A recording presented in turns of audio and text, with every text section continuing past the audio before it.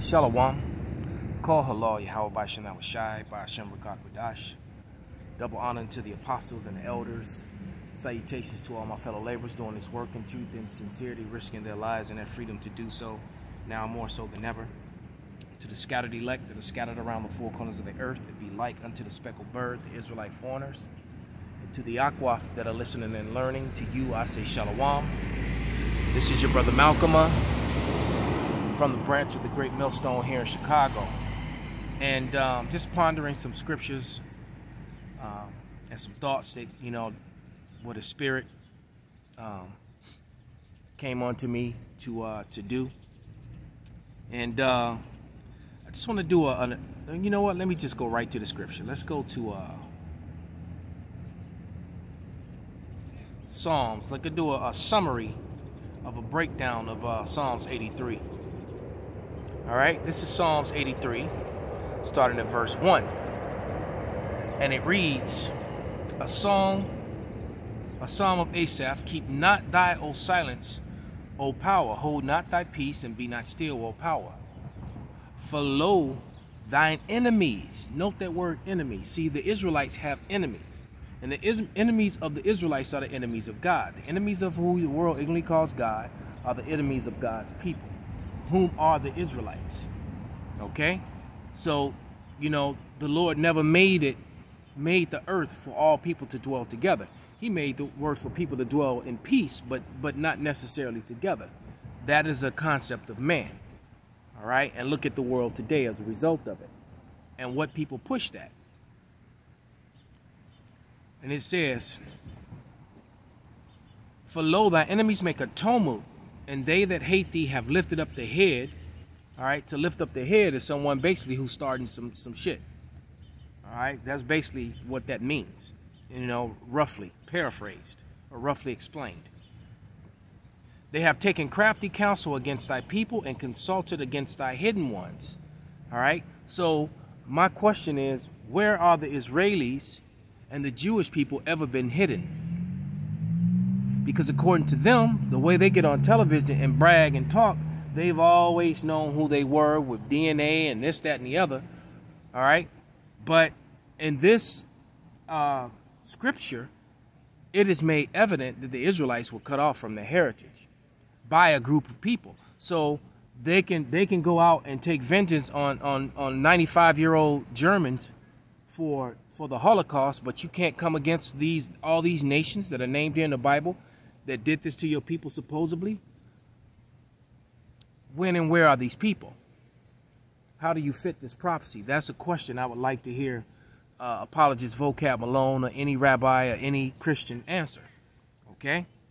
It says, for they have taken crafty counsel against thy people and consulted against thy hidden ones. See, the hidden ones, that's letting you know that the Israelites were cut off from their heritage.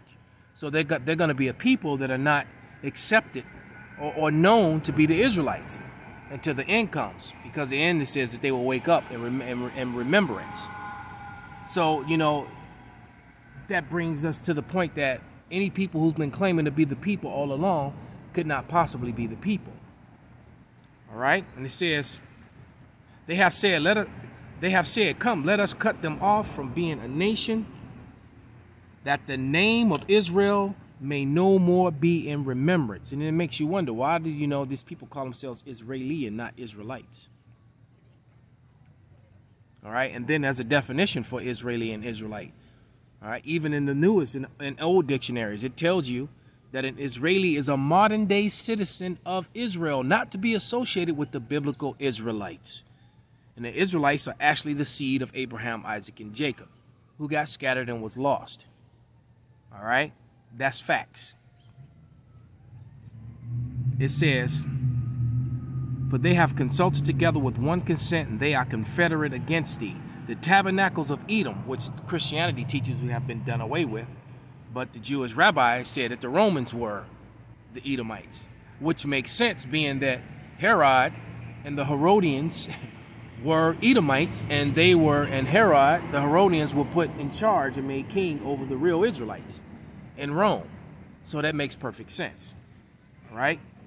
But they have consulted With one consent they are confederate against thee, the tabernacles of Edom, so-called white people, and the Ishmaelites, Arabs, and Moab, Chinese, and the Hagarenes, more Arabs, so-called. And Arabs can sometimes make up a mixture of Ishmael and Elam, by the way. Gebal and Ammon. Ammon are the Japanese today. Amalek, the Israelis. The Philistines, those were Hamites that were in Canaan.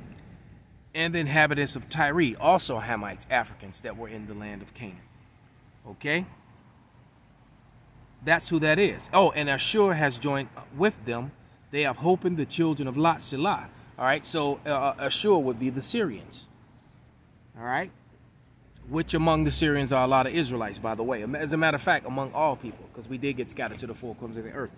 But let's continue. Let's go to Luke, the book of Luke 1, and I'm going to start at verse 68 or 67. Let's see. 68, it says, Blessed be Yahweh, power of Israel, for he hath visited and redeemed his people. His people are not all people. All right? There is no the replacement doctrine is not backed up by Scripture. All right? And it says, and he have raised up a horn of salvation for the house of his servant David. So the house of David is directly connected to the salvation of Israel. All right, to the redeemed. So the redemption of Israel, the house of David, is directly connected to that, because when you read Revelation, the 7th chapter, and read about the 144,000, that's 12,000 men of each of the 12 tribes. That's the house of David being brought back together. Those mighty men with those spiritual bodies, man. That's going to be your golden army, like in that movie, that unstoppable army. All right. Verse 70, as he spake by the mouth of his holy prophets. So this is what, and all we're doing is repeating what the prophets said. Why? Because we are the prophets.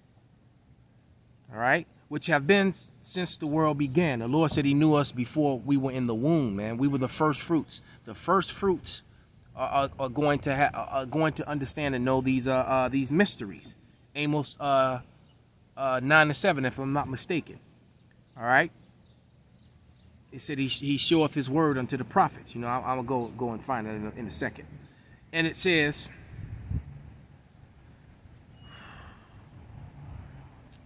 verse 71, that we should be saved from our enemies and from the hand of all that hate us. So all those nations in Psalm 83, and then every nation took part in it, because there were plenty of nations who physically didn't lead us into captivity, but they accepted us as slaves.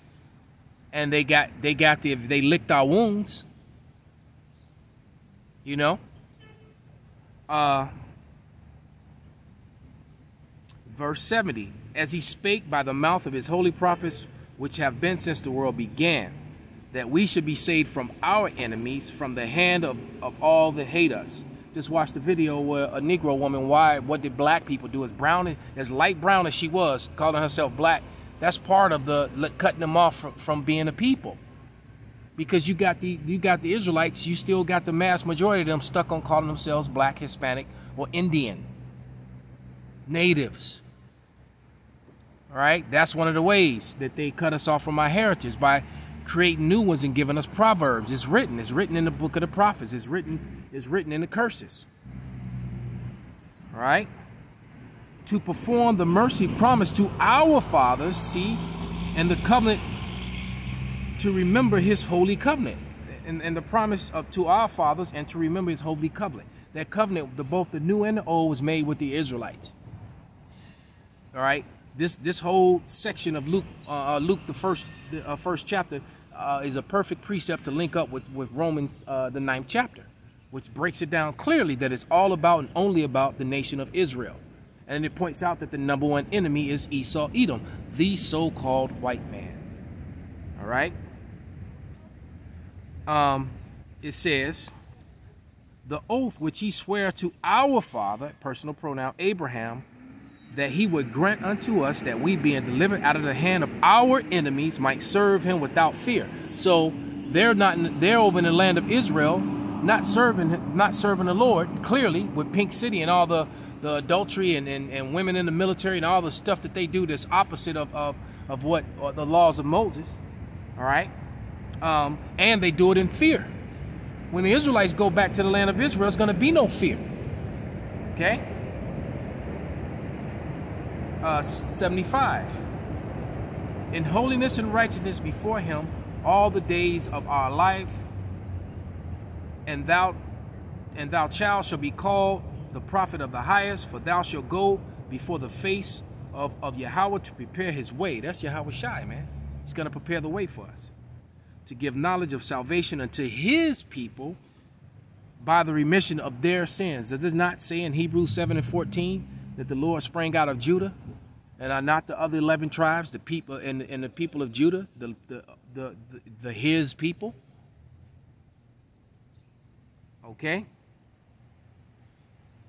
Let's go to a couple more scriptures. That's all also in Luke. Let's go to Luke 19 and 27. Let's see what's going to happen to these enemies, both foreign and domestic, so-called, because you got the members of the 2/3 that are going to be brought before the Lord for this purpose as well.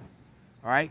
But this is Luke 19 and 27. But those that be mine enemies, which would not that I should reign over them, bring hither and slay them before me. Slay them before the Lord. But this is, you know, that false images, that pale, effeminate image that they have propagated around the world of Cesare Borgia, saying that was the Lord. That's not, man. The Lord's going to look like a gigantic 10-foot tall black so-called Viking. All right? With a great big old beard, a sword and a battle axe hanging from his side. More likely than not. All right? He's going to be very fearsome. Okay? As a matter of fact, let's get one more scripture, man.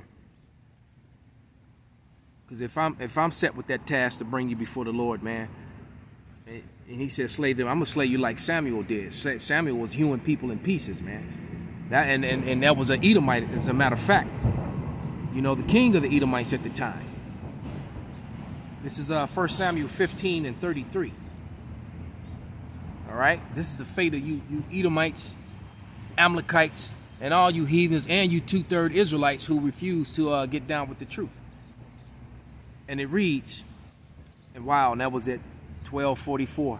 Oh, I was looking at the time on the timer there. But this is 1 Samuel 15 and 33. And it reads, and Samuel said, as the sword have made women childless, as thy Salakia, and Samuel said, as thy sword have made women childless, so shall thy mother be childless among women. And Samuel hewed Agag in pieces before the Lord, before Yahweh in Gilgal. So he hewed him before. This is what the righteous prophets of the Lord do. All right, are going to do. And this was a man of the Lord. He hewed him in pieces. That word hewed means basically to chop in pieces violently. Call Halal Yahweh Bashim Abashai Bashim Rakakwadash Wa Abba Shalom.